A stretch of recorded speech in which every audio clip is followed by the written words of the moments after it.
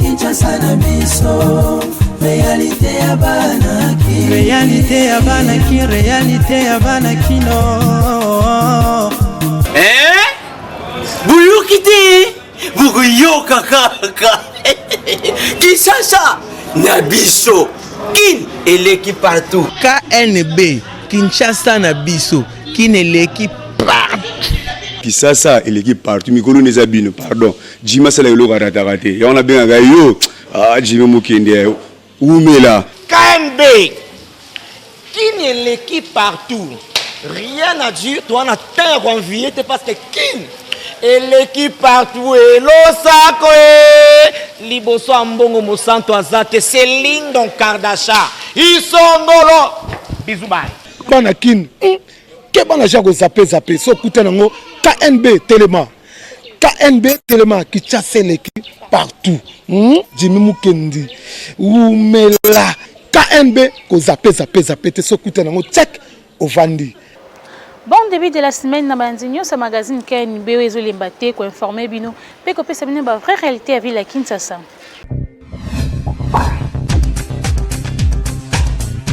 Tout pour l'édition de Bissou à Mokolo Alelo pour na ko sabino qui Assemblée nationale pe Sénat bazala qui na plénière Mokolo Alelo lundi 6 juillet 2020 pour na ko examiner loi portant 6e prorogation et état d'urgence sanitaire. Assemblée nationale na Sénat bazalaki na plénière lelo 6 juillet 2020 deux chambres ya parlement congolais bazali appelé à examiner loi portant prorogation à état d'urgence sanitaire ndenge président de la République Félix Antoine Tshisekedi Chilombo asengaki na bango 6e exercice d'affilée ba élu baza obligé ya kosala lisusu état d'urgence sanitaire et kozala lisusu prorogé pour la 6e fois consécutive il y a 15 jours. Et 6e prorogation oyo et aussi le 15 juillet na minuit président de la République Félix Antoine Tshisekedi assi asengaki na deux chambres bas siéger pour na kopusa yango et eza mesure oyo ezwami lisusu suite ya rapport oyo azwaki et pas ya premier ministre Ilunga Ilunkamba oyo autaki kozala na réunion na quelques bakondi ndeti gouverneur ya ville ya Kinshasa pe bakondi ya santé pour na ko évaluer ba différentes modalités pour na ko lever ba mesure oyo ezwamaki le 27 mars na mokonzi ya mboka. Kasi il s'avérait que rapport ya premier ministre Sylvestre Ilunga Ilunkamba ezalaki na ba élément te oyo ekoki convaincre chef de l'état pour na mettre fin à état d'urgence selon proposition na bango. Mais est-il que prorogation ya état d'urgence il y a 15 jours au ezo salema et kozala ya suka tableau signalétique ya secrétariat technique ya lutte contre Covid-19 eza mwa malamu. Docteur Jean-Jacques Muyembe na équipe na ye nyonso bazali ko enregistrer mikolo oyo nombre moko très élevé ya batu oyo bazo bika na pandémie oyo pe nombre ya batu oyo bazo zala atteint et komi pe kokita yango ezo tinda na quelques observateurs balobake sommet ya ba contamination oyo bazalaki kolobela mingi surtout na bato ya poto pe na quelques médecins pour na Afrique surtout na RDC et tikali sima na biso donc makambo ezali kokende malamu nde yango na premier ministre na quelques bakondi ya santé ba pensaki que mokondi ya mboka a levé mesure ya état d'urgence na RDC kasi dossier oyo etikana nous à suivre pour mokondi ya mboka azali nous convaincu Kinshasa et l'équipe partout. Comité laïque ya coordination CLC na Mukuse et Longona quelques mouvements citoyens babengisi population na marche mususu oyo ekozala le 19 juillet pona kotelemela choix ya Rosar Malonda. Comité laïque ya coordination pe ba mouvement citoyen lokola Lusha Filimbi Congolais debout pe misusu bakozala na nzela le 19 juillet oyo kaka pona ko protester contre désignation ya Ronsard Malonda comme président ya CENI. Manifestation oyo ekozala pe na ba ville mususu ya mboka pona ko dénoncer oyo bazobenga bango moko provocation ya présidente ya Assemblée nationale Janine Mabunda oyo a entériné choix ya Malonda na 5 confessions religieuses. Balobi boye dimanche 19 juillet 2020 tozala engagé déterminé pe solidaire toya ebele na grande marche pacifique ya protestation na ville ya Kinshasa pe na ba ville mususu ya République démocratique du Congo pona ko exiger au effort dissolution ya Assemblée nationale oyo alakisi ba preuve nyonso ke azali inutile pour l'avancement ya état de droit na mboka na biso ndenge communiqué ya CLC oyo ezalaki publié lundi oyo elobaki tobengi ba militant ya ba parti politique ba organisation sociale pe professionnelle ba magistrat ba avocat ba professeur d'université ba député ba fonctionnaire ba policier ba étudiant jeune pe mikolo mobali to mosi ya bonne volonté wewa ba chômeur pe ba vendeur ya zando tozala wana biso nyonso ebele po na suka ya Assemblée nationale po ebandi déjà kobongama po na fraude électorale oyo ezali koya ndenge communiqué yango ebakisaki lisusu po na rappel samedi eleki la police a panzaki pembeni ya palais du peuple manifestation moko ya CLC kaka Lusha Filimbi na Congolais debout kaka pona ko protester contre choix ya Malonda pona ba organisateur ezalaki juste campagne ya sensibilisation pona ba prochaine manifestation 600 personnes bazalaki na activité yango selon la police. Entre-temps côté ya IDPS yep azo bongama déjà pour la grande manifestation oyo ekosalema jeudi oyo le 9 juillet 2020 pour la même cause na yango mwana mboka na kuwa nyonso ozali basengi yo obongama po mot d'ordre tango kopesama mutu nyonso na nzela po baboyi kandidati ya Malonda na Seni. Kinshasa eleki partout. Élection ya président ya Seni cardinal Fridolin Ambongo na révérend Bokundo ya ECC balongoli 3 candidats na course pour baza ya Grand Kassai bolanda intervention ya Idriss Katenga ya communauté islamique na émission ya ba confrère na biso ya Biwani. Je vous disais que le premier quoi que c'est très important va arriver lorsque la communauté islamique déclare vouloir parrainer Denis Kadima. Denis Kadima qui est d'ailleurs très connu ici au pays. Même s'il réside en Afrique du Sud, où il dirige un grand organisme électoral, mais chaque jour, bon an, mal an, l'association, l'organisation de Denis Kadima a des activités en République démocratique. Ça s'appelle l'EISA. EISA. Alors, la plupart d'acteurs de la société civile et même des politiciens, les premières, oui, même les partis politiques sont encadrés par EISA, et c'est là depuis 2004. Alors, nous avions de bonnes raisons parce que nous les connaissons. Nous avons travaillé avec lui ici au pays. Mais déjà, la première opposition farouche va venir de l'ECC. Non, vous n'avez pas le droit de... On dit, mais pourquoi vous venez? Et c'est à ce moment-là, on dit, non, vous ne pouvez pas venir. D'ailleurs, ces candidats-là, il y a des candidats, les candidats qui viennent du centre du pays. Ces candidats-là, nous savons, ce sont des candidats parrainés par les autorités du pays. Ils sont 3, ils étaient 3 candidats qui venaient du centre du pays, vous les avez cités. C'est Denis Kadima, c'est Sylvain Loumou et c'est Jérôme Bonso. Mais les autorités du pays, quelle est cette autorité qui peut parrainer 3 candidats à la fois? Là où il n'y a que 8 électeurs. Mais c'est pour qu'ils se neutralisent ou quoi? Non, mais l'attaque, c'était le coup. Non, nous savons de quoi nous parlons, cela était ainsi. Bon, ok, nous avons laisser passer. Parce que cette fois-là, nous étions tous déterminés à trouver une solution dans le calme. Donc, l'Église catholique et l'Église protestante au Congo voulaient faire passer un candidat Lamouka à la tête de la CENI. Mais vous avez suivi ce qui s'est passé. Vous avez suivi tous les différents... Les premières à soutenir cela. Et puis, nous avons les mêmes relations. Nous voulons avoir les mêmes relations avec la Mouka, avec les FCC, avec les CACH et même avec les autres partis. Ce sont nos partenaires. Oui, alors... Mais quand il y a, s'il vous plaît, quand il y a un couac comme ça, oui. Au lieu que de s'aligner sur la position des uns au détriment des autres, moi je crois que là où on veut construire vraiment une solidarité nationale autour des enjeux réels, la moindre des choses c'est d'aller, mais pourquoi vous avez fait ceci? Je vais vous laisser. Mais vous avez vu que les partis politiques sont venus vite Nous à la allons prendre ressource. ces commentaires-là tout à l'heure, mais alors allez maintenant droit au but. Comment on est arrivé à élire Ronsard Malonda? Parce que ce qui nous intéresse, c'est pourquoi est-ce que cette élection a été contestée. Malheureusement, on tend vers la fin de l'émission. Alors, je vous ai dit que la Senko retire son candidat au motif qu'il n'a pas la carrure pour la fonction. Oui. Et puis maintenant, on vérifie, maintenant, on passe maintenant à... La Senko retire son candidat et soutient les candidats de l'ECC. l'ECC. Qui est Eyalé Bossé là. Oui, maintenant on vérifie. Oui. la candidature, le candidat. Et donc, du coup, Eyale Bossila se retrouve en finale avec Ronsard Malonda. Ils sont à deux. Et vous n'avez pas su trouver un consensus. Mais on a trouvé un compromis, mon frère. Le compromis, c'était lequel? Mais non, écoute. Moi, parce que nous ne parlons pas pour nous, nous parlons aussi pour l'opinion. J'aimerais que l'opinion, parce qu'il y a eu beaucoup de mensonges qui ont été déversés dans l'opinion. Parce que j'ai observé les acteurs politiques, même les avocats, dont l'enquête, les vérifications des informations reçues devraient être pris une preuve. Je les ai vus prendre des positions vraiment comme si ce n'était pas des juristes. Mais c'est très important. Quand on retire la candidature de Cyril Ebotoko, oui. Il reste 2 candidats en lice. Maintenant, il est prouvé noir sur blanc que le professeur Eyale a été candidat en 2018 pour le compte d'un parti politique bien connu.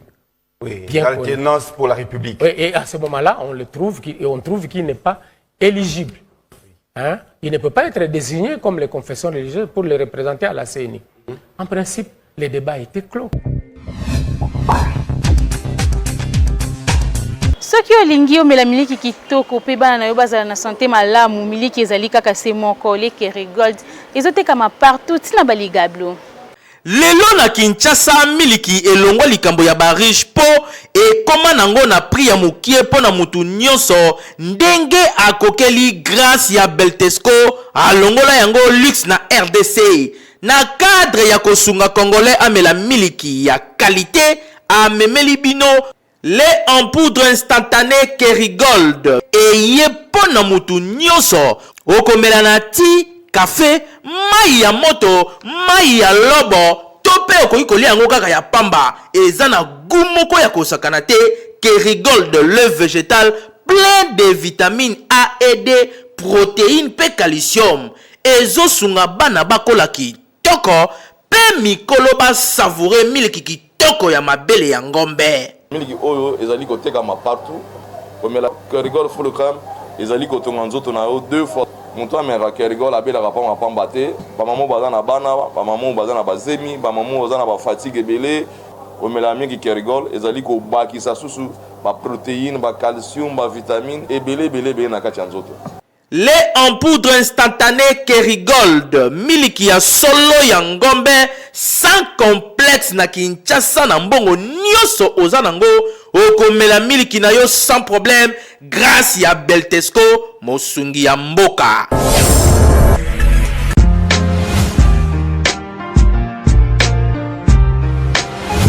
Entreprises, institutions publiques et privées, ONG, partis politiques, commerçants, sachez que la communication constitue le socle de l'émergence de vos activités, produits, services et marques. La communication ne s'improvise pas, mais les méthodes et les stratégies de la communication s'apprennent. La mouture ASBL organise la session de formation spécialisée en communication des organisations en 2 mois. Premier niveau, communication 360 degrés, les relations publiques et relations presse. Deuxième niveau, marketing marchand, marketing politique, conception publicitaire et gestion d'agence conseil en communication. Venez apprendre les méthodes pratiques de la gestion de votre organisation avec les formateurs hautement qualifiés et expérimentés. Lelo na Kinshasa, rupture ya mariage banande bazalaka ba victime ya maltraitance et pas ya ba belle-mère na bango. Ezalaka pona nini bolanda reportage ya Miti Mafuta. Kobokola mwana ya mbanda keba obokoli elima to yebite soki maloba wana nde esala te ba mama mingi na Kisasa bakoma motema mabe avec ba circonstances ebele o ezalaka na ba vie conjugale lobi papa se séparé na mwasi na ya liboso bana batikali kasi mama oya koya après akolinga bana wana te to yebite akolinga bango te pona nini ako deverser kanda na ye nyonso oyo ya mbanda na ye likolo ya bana oyo akuti ezalaka pona nini tokitaki totuni ba mama nini esalaka bongo boyoka réponse na bango ngaso na kuti mona bana obokola ye malamu po un jour aosalisa mpe ngai bamama oyo banyokolaka bana mbanda wana baza bamama mabe baza mitema mabe yango banyokolaka bana mbanda ngai nakonyokola mwana mbanda te mwana mbanda kosalisa ngai un jour nakotangisa bien lokola nakotangisa oyo ya ngai nakobokola lokola nakobokola oyo ya ngai po un jour mpe akosalisa ngai nakonyokola ye ta moke te bana basutala bango na bambanda mama na bango ezaka faute ya bapapa na biso ntango yo mona ozwi mwasi oza na bana na yo okopesa nini okoloba nini te ngai lokona zwi na eza po bokola bana na ngai oyo olingi kobokola bana na ngai te olingi be ya mwasi o mosusu yo ozwi bango yo ozomona bango na valeur njoko mwana wana aza mwa moko lobilobi akokobikisa mpe bino ngabili kozomona mabe lelo tokomona bana mingi bakoma bafazer mpona makambo bambanda kaka oyo lokola mwana moko aza epa na biso wana mama na ye akufa tata atikala na mwasi siko bakoma noa mwana nakoma fazer ta mosu aya kolia epa na biso ake kolala ta mosu tokabeli bilamba ake kolata bomusani koso tokopesa bilo bamibali bato oza mabe yo moto kobenda mwasi no matoi ndenge nazwi yo boye tala mwana wana nazwi mpo na bana oyo bokola bo yo oza kosabote bana nanga mponi so botenga mpo na kosabote ya yo katango yo oza kondima yango te yo mpe tata mpoza dinombo moko na mwasi na yo ezalaka mote ya mabe mote ya mabe kaka kuti bana mbandani kaka nyokola bango ya malamu bazali ya mabe mpe bazali yango to balibala oyo eboti mpo kufa eza mwa mpasi mpo na bana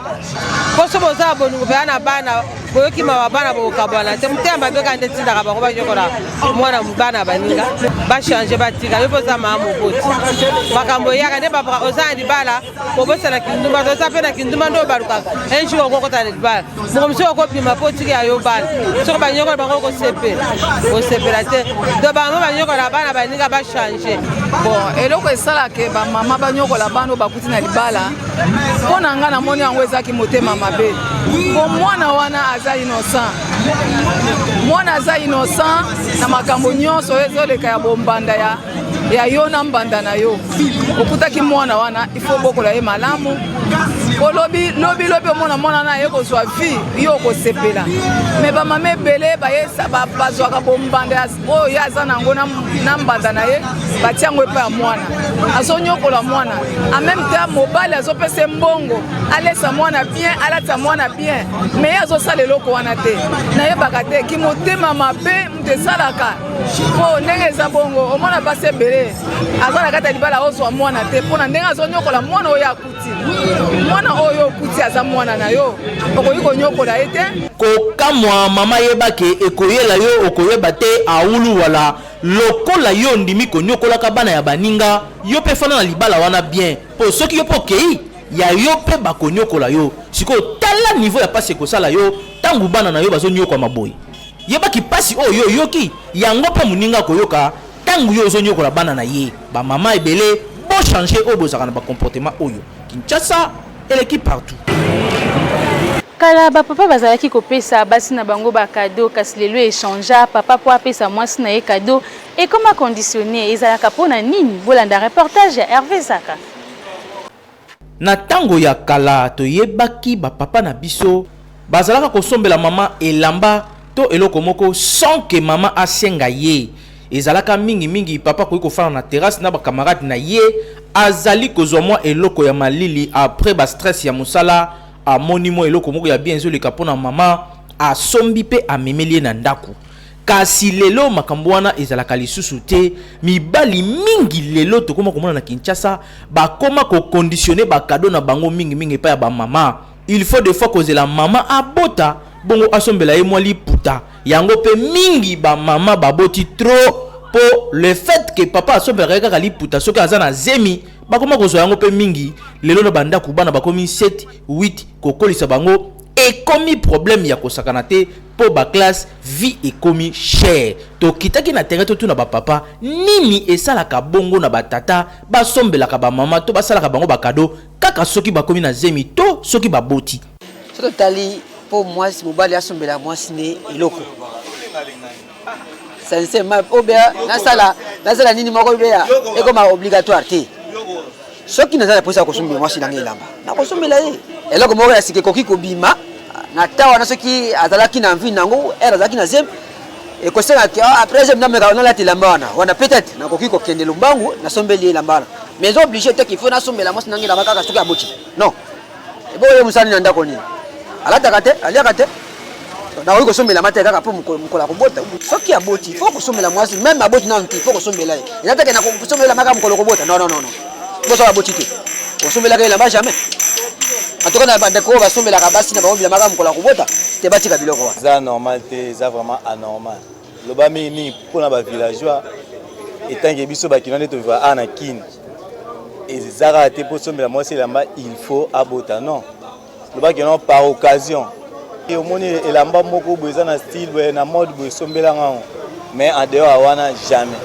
eza pena défendre po to vivre na bango chaque jour balera chaque jour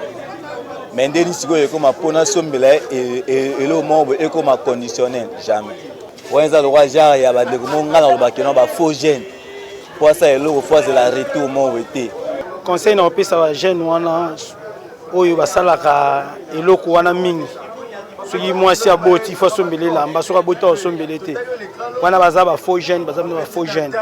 pour vrai jeune isengeli pena neti biso ba jeune boyelelo ba kinois pour ba yeba ke jeune wana ça va il faut ba yeba pas mwasi mwasi pour la propriété chaque temps pour basine baza bilambe bimara ya bango chaque temps bimara na wendi chaque temps bimara faut sombela mwasi pour bimara na ye azala na ndako faut ça les pour se pesa mtema na ezate kaka ozo le esclave moko boye osombela eloko kaka soki eloko moko boye ubia boteli yote ye posane ezali soka moni eloko asepeli nango po basi toyebi nde bazalaka bango bilamba soka kia moni bimia roya papa ifona sutala bona moni eloko il faut sepeli ça tango to sepeli so che sengo ye pa ko peso sengo ba jeune on a vraiment tika ba caractère on a surtout ba jeune ba bongo ba faux jeune pena ba papa boyoki cadeau ko sepelisa mwasi na yo ezali kakate il faut ezalaka na ba condition soki aboti to likambo mosusu tango nyonso oza na possibilité ya kosala ye plaisir sala ye plaisir po ezali kolakisa bolingo pe affection oyo ozalaka nango epai na ye en retour mama pe je crois que ko sepelisa yo tango ozali souvent kosalaka ye ba cadeau sans asenga Kinshasa eleki partout. Tolingi toyeba soki eza normal mobali apekisa mwasi na ye akende kotala lisusu famille na ye te. Reportage ya Miti Mafuta. Mibali mingi bazalaka soki abali mwasi akolinga lisusu te akende kotala ba parents na ye bandeko na ye. Okomona mwasi akoma kokende kotala famille na kobata ma mobali ayeba te po soki ayebi guerre ekozala na ndako. Yango totunaki soki eza normal mobali apekisa mwasi akende kotala famille na ye. Moyen ya kopekisa yeke akende kotala bandeko na ye ou bien baleki ou bien bayaya na ye eza te po toza famille wana za mutu mabe ayebi kofanda te baoyo baza na libala batika basi na bango bakende kotala bafamille na bango po tokomi famille moko basi fo akende atala bafamille na ye mongamgo na ye bise akende kotala famille na akoboya eza bien te wana eza kaka basi mosusu selon volonté na ye wana tozoloba kaka bwana bayosala mabe eza bien te po tika mwasi libre akende atalaka bafamille na ye eza mwasi na yo azongi ndako soki moko na bango aza susi ya kokende kotala ya ye baboti eza mabe te mais lokola bokomi bino mibale il faut bozala na bomoko mwasi oza na susi ya kokende bosololi na mobali po baparent ya mwasi baza mpe baparent ya mobali bakokozala na likambo ezosenga assistance ya mwana na bango ozomona ya mwasi mais yo mobali mpe okoparticipe na assistance wana alors esenga sikoyo boyokani bino mibale bosololi mwasi olobi na mobali na yo nazoki kotala baparent opesi susi ozokendele kotala baparent mobali mpe atali te en tout cas totia mokolo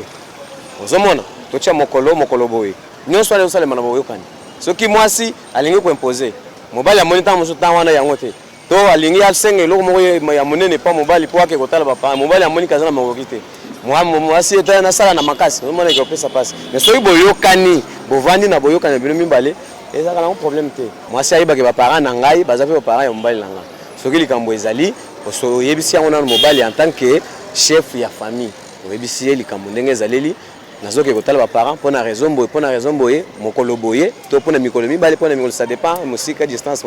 baparent bazali mobali mpe atali na possibilité aza nango soki ezosenga assistance soki eza kaka okende kaka kotala atali mpe emploi du temps na ye boyokani bokei eza normal te mobali apekisa mwasi kotala famille na ye po ata obali na mbongo osombi ete akotikala kaka mwasi yaya toleki na famille na ye soki mwasi asengi onzela akende pa na bango tika ye akende mama yo pe na part na yo yeba ke mwasi soki deja obali ezalaka bien te okendaka nyonso na famille na yo po papa na ndaku akosepela bongo te. Kinshasa eleki partout. Totuni na ba papa entre leki na yo na beau-frère na yo nani okoki kopesa ba responsabilité na yo. Reportage ya Hervé Zaka. Mwasi na mobali soki babalani bakomaka mutu moko ndenge moko pe ba famille na bango mibale bakomaka bandeko par alliance. Par exemple leki ya mobali akomaka pe leki ya mwasi akoki pe kozwa responsabilité ya makambo mususu oyo belle-sœur na ye akoki ko confier ndenge moko pe mobali akoki ko confier leki ya mwasi na ye responsabilité bakino bapesi ya vie na bango soki eza mabe to malamu. Ponanga nakoko pesa leki nanga musala nanga o nazana ngo pona asala nazo pesa leki nanga pona zande ko nanga ndena zo pesa e bon neti ndeko nanga ye akoko zongela ngasi mate pona neti leki ya mwasi akoko linga kaka pona ke famille na bango ekenda liboso ya biso ezonga sima oyebi wana te mais pona ko épargner ba makambwana na famille ya ba mwasi Vaut na pesa ndeko na ngai soki abize sifo ko kangisa ye na kangisa ye aza yanga leki oso na kangisi ya mwasi na ebike mama ki ba mwana nga diable mais vaut ba mwana nga diable na famille na nga propre ke ba mwana nga diable na famille ya ba mwasi ako pesa ka leki na ngai c'est responsable la makambo nyonso na ngai na salaka na mosala na ngai na salaka na yebake awsala mabete malamu na pesa yango epai ya leki oyo ya ngai propre soki na pesi yango place ya leki na ngai ata ye ake kosala buzoba ata ye amati akomi na mbongo ayibi ngai abebisi yango mbongo eza kaka ya libota na ngai eza ya famille na ngai mais soki nake kopesa yango mpe leki ya mwasi agere ke akweyisi ngai aje ake kofungola bamaison na ye ekomi ya ye sikoyo buzoba eza na kati richesse na pesa yango na famille mususu buzoba ya muninga so police yo mvula na zamba seke yo buzoba nde leki makasi lelo ngai naza mukongo na bali muluba est-ce que toze ekolo moko te donc eza lokola na kabibo zui na ekolo mususu donc jamais nakokatisa ebale mpo na esengo kaka nake nomona ngambo ya mboka fo nazala na mwa eloko moko boye oyo nalingi nasala nde nakokatisa mai jamais nakokaba bokonzi na nga mosusu eza bamondi moko nakobenga yango pandaminium donc motu moko boye se balambi ye balambi ye badrible ye donc balongoli ye mwa bomoto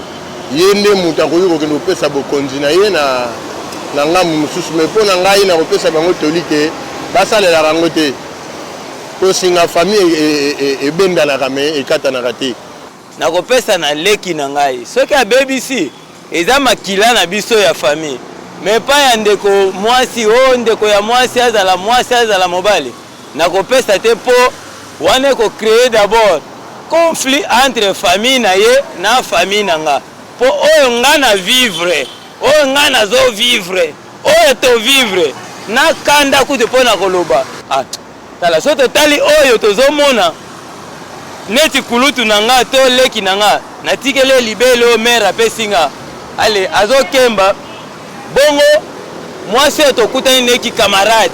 ale bomengo ekepa na bango ekosalama te bandeko balobi ke kopesa responsabilité quelconque epai ya beau-frère to belle-sœur eza mabe po soki abebisi olobi na ye to oreagir na façon moko ya bien te okobima mutu mabe kasi soki ezali leki na yo nde abebisi ata okangisi ye olobeli ye mabe ekozala mpe tolérant kasi nyonso ezodépendre kaka na éducation ya mutu na mutu ndeko ya mobali mpe akoki kogere tâche oyo opesi ye malamu sans problème. Kinshasa eleki partout.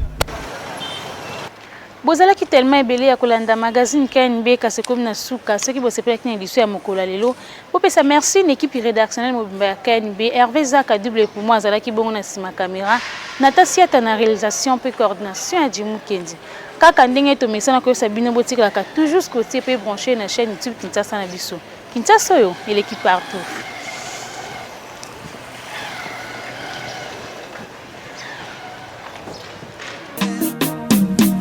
Magazine,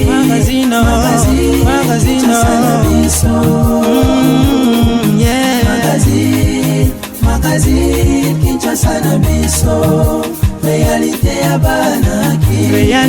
banaki réalité ya banaki kino